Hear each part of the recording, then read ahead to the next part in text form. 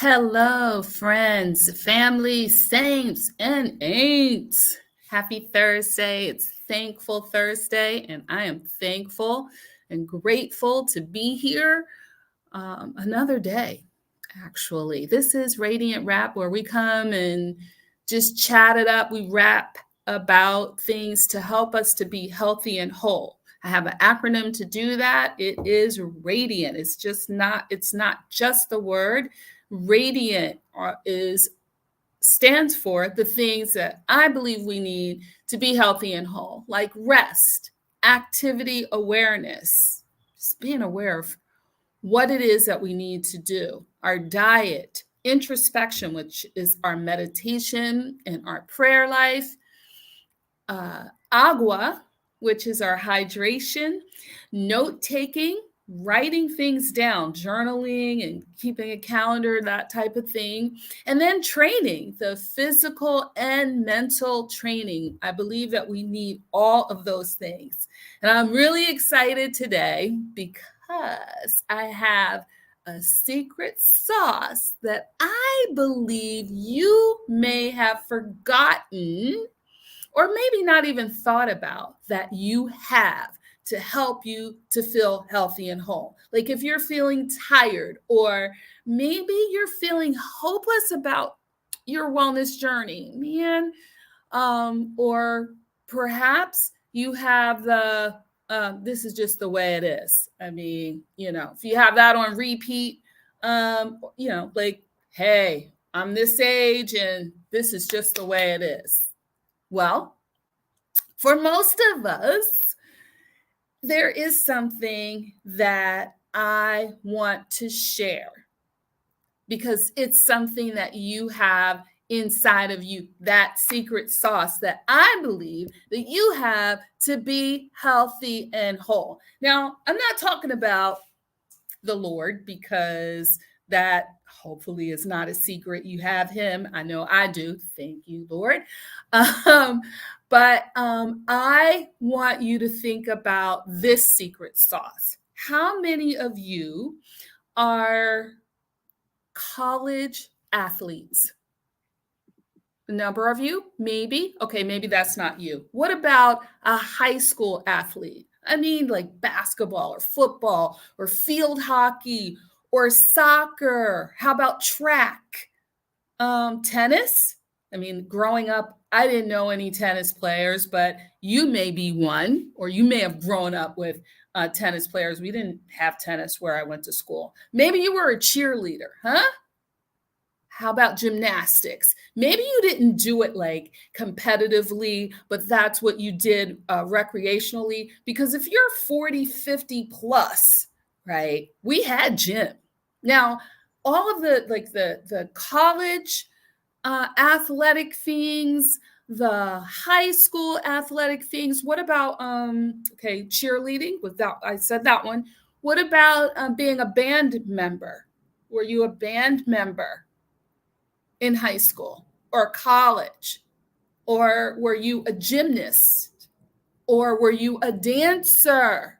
Okay, because if you're a band member, it took a marching band, or you played a horn. Takes a lot of cardio, respiratory, lung capacity to do that. That cardio respiratory system has to be on point to do that. Now, if you're looking at me and saying, well, I'm able to do certain things, I didn't do any of that. Now, unfortunately, I'm not bragging, but I got off track before high school, like maybe junior high. I had the potential to do those things, but by high school, I wasn't doing any of them. And I was off track. Fortunately, I was blessed. The Lord kept me. I was able to really keep good grades.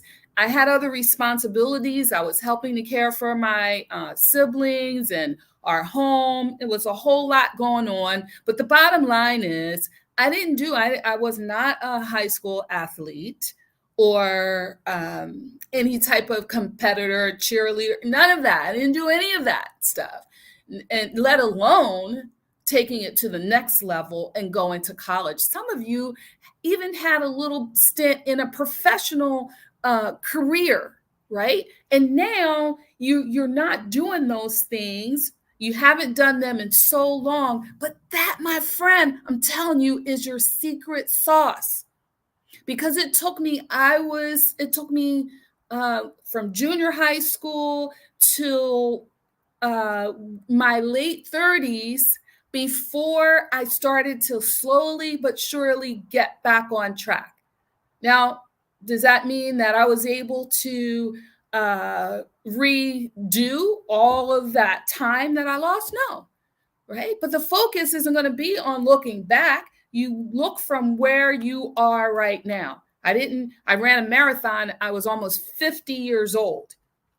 I started playing tennis last year when I was 60 years old. You see where I'm coming from, right? So maybe that wasn't you either. You were like me. You didn't do any of that. Well, we all, if you're 40 plus, you probably danced, you did some hip hop or ballet or jazz, even if it was recreationally, you did some of that.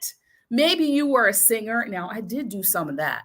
I did do some singing, and that's another cardiorespiratory thing that you have to have. So that's an advantage. Maybe you don't have all the other fitness, but if you're singing, you're using your diaphragm. You know how to use your diaphragm. You're playing a horn. You know how to do that. And if you're not doing it anymore, you knew how to do that once upon a time.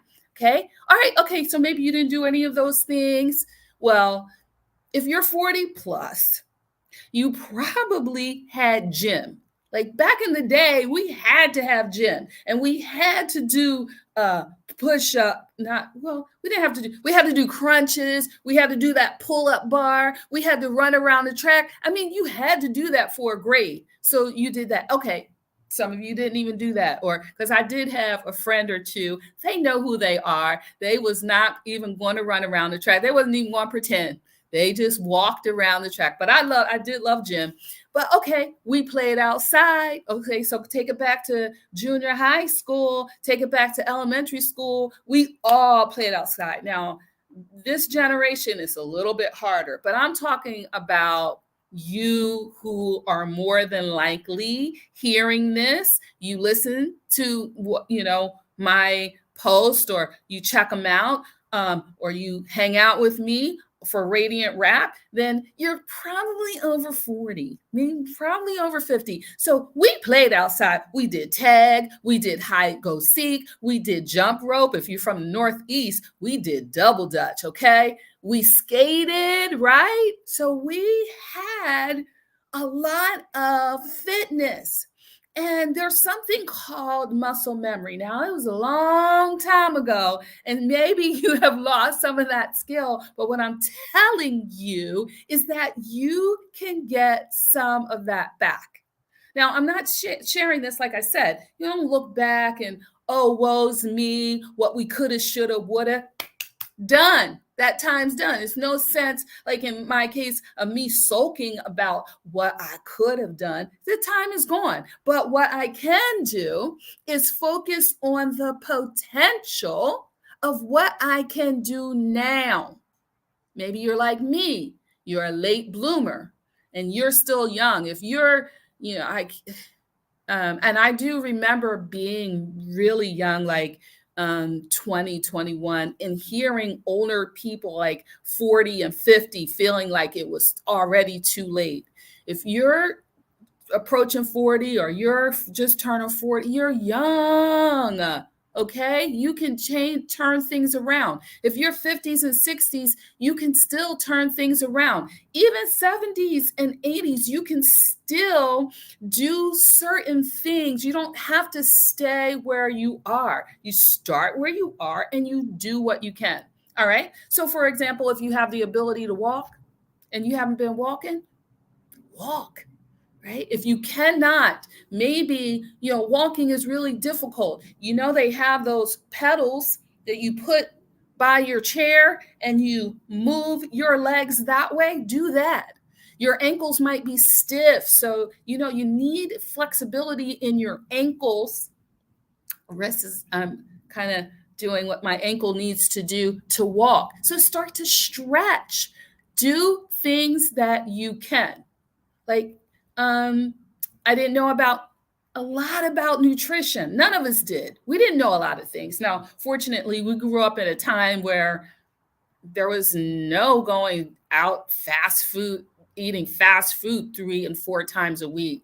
But I mean, we ate white bread, and a lot of things were fried, and everything had meat in it, and we ate a lot of hot dogs and stuff. I mean, we just didn't know any better. But now we do. We were all relatively healthy compared to today, because it just wasn't as much processed food, packaged food, not as much TV. You had 3 stations. If you had USF, that were 3 more stations. That's it. 2:00 in the morning, TV went off. Star Spangled Banner, and then that was it. No more TV until the next morning. So there were certain things that helped us. All right.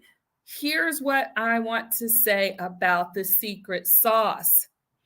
Based on what you've done in the past, you have some fitness inside. That little girl, that little boy, that teenage girl, that teenage boy, that competitive edge is still inside of you. You just gotta have to uncover all of this sloth and laziness and get back to that person, the better version of yourself. So, number 1, focus on what you can do to improve your mental and physical health. Because make no mistake about it, when you exercise, when you move, when you stretch, when you eat better, it's affecting your brain. It's affecting you emotionally, and vice versa. Okay. So focus on what you can do to improve, and then just choose something, maybe just one thing to start to work on. Maybe it'll be your nutrition. Maybe it'll be movement, like walking or doing the pedal biking. Maybe it'll be stretching. Maybe it'll be working on your balance, which is strength training as well. If you're working on balance, you really are working on strength training, but maybe you're doing some resistance training. Find something that you can work on now. Regardless of how deconditioned you are, you can focus on something, but it's got to change your mind. Okay. Focus on something that you can do to improve your mental and physical health. Choose one of those things and then seek help so that you have accountability. Could be, another partner. Don't get with someone that's like same as you, not doing nothing, and say, okay, let's do something. I mean, that's great. You can have that person, but you need someone else that's already doing what it is that you want to do. Listen, my friend, you have greatness inside of you. I love Lion King. I love that movie. And Mufasa says in there, remember who you are. Remember who you are. That movie has so many spiritual elements to it, because that's what God, our Father, says too. Remember who you are and whose you are. Start where you are. Do what you can. Listen, I love you. You have greatness inside of you. I believe in you. Follow me on the platforms, Facebook and YouTube and IG. I'm like a couple of, 10 maybe away from 1,500 on IG. I mean, compared to so many other that's nothing. But I'm just kind of slowly doing my thing in this whole social media, these social media platforms. And I think it's important for us. Why should only negative people and negative, terrible, sensational crap take up all of that social media space? No, we need to have voices that are encouraging. And I find them, and it's not easy. If for young people, I'm kind of going off subject a little bit, And so I'm going to say this and then shut up and go. But yeah, it's really hard. I have to block,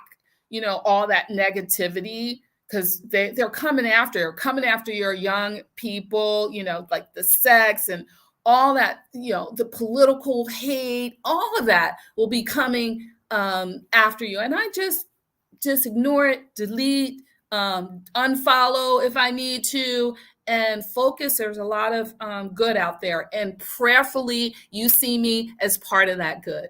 All right. Well, until next time, enjoy your day. Bye for now.